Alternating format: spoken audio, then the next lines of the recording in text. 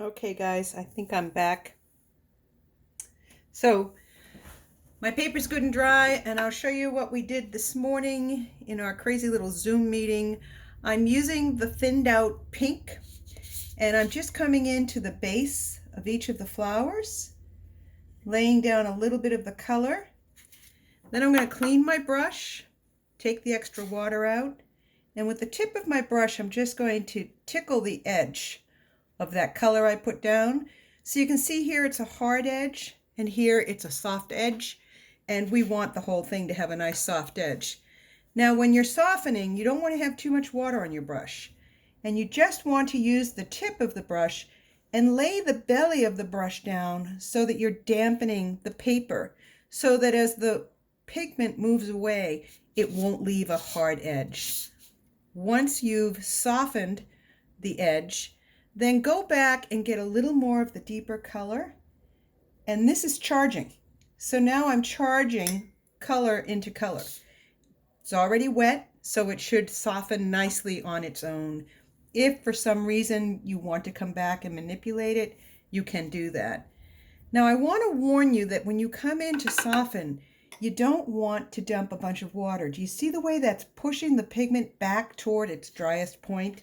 That's going to give you an unattractive, I guess would be a good word, hard edge back there. So the key to softening successfully is to use a brush that is barely damp. So I'm going to move on to another flower. I just realized I don't have any masking on this one, but that's all right. Some of us don't have the masking. I'm going to be showing you later on how you can get some white back onto your paper. So I put the color down and I softened it, and now I'm going to come back and charge. I usually like to wait just a little bit before I get back in there to charge. Give it, the paper, a chance to start absorbing that liquid or the water.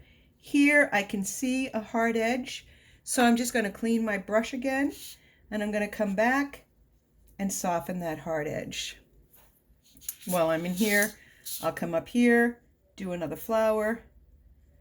You see how I left just a little bit of paper between the two? Remember, watercolor pigment will go wherever your paper's wet. So I would have had this color running into that, which might not have been a big deal in this situation, but there are times when you certainly would want to be able to avoid that. And I'll come down here. I'm just laying the color at the base of each flower, because what I'm trying to do is suggest the form.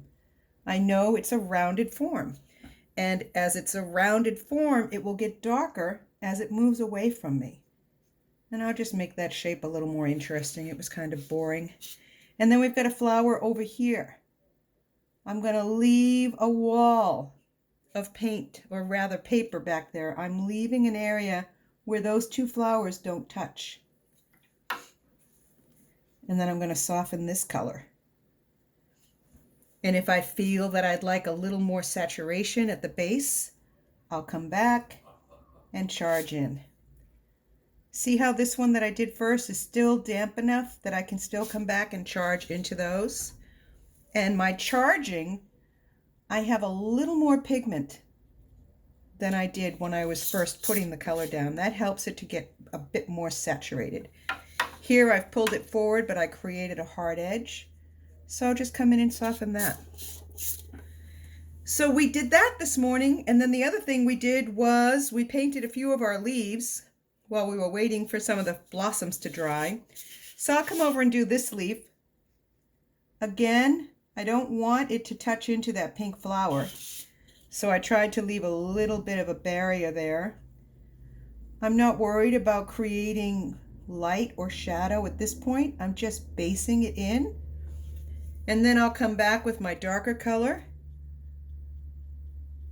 and charge in. You see how it was so wet down there? It doesn't charge as well when water is sitting up like in a puddle. So to encourage that to soften, I'll use a dry brush and just pull it out a little bit. I could even use just a damp brush to lift a little highlight in the leaf. And that's so much more interesting because you've got dark, medium, light. You've got a more interesting base on which to come back and work. Down here, I'll add a little bit of dark at the point. Didn't quite have enough on my brush, and I'll charge that in. And later on, I'll show you how we'll make that leaf look like it's turning. So that was all we did today. This is the one I did this morning. This is the one we just did in the demo. This again is the finished painting.